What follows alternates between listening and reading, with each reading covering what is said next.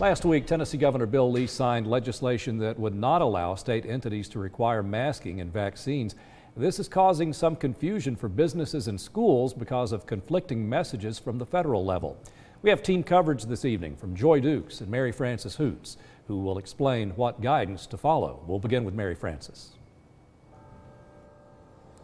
Well, David, the University of Tennessee at Knoxville is a state entity, but they are federally contracted, which means they're going to have to follow federal orders and require masking on their campus.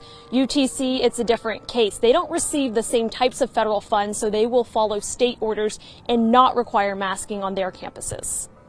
Conflicting messages have been sent from different levels of government in response to handling COVID. These different levels of government both have sovereignty or independent sources of authority that they control independent of the other branches. The White House has said they are requiring federal contractors and employees to be vaccinated and to follow CDC mask guidance inside federal contractor buildings.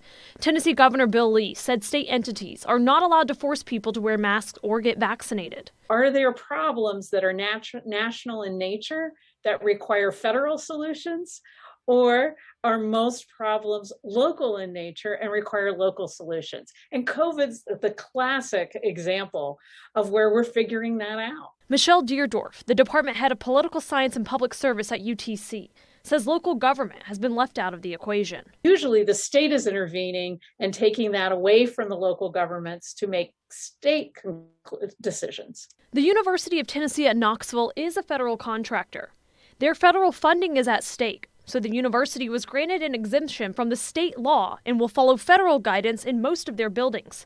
This is not the case for the University of Tennessee at Chattanooga. As of right now, the understanding on our campus is that we do not fall under those federal guidelines, so we fall under the state guidelines. So just to reiterate, UTC will not be requiring masks on their campus, and as I've been here for several hours, not many people at all have been wearing masks as they've been passing through.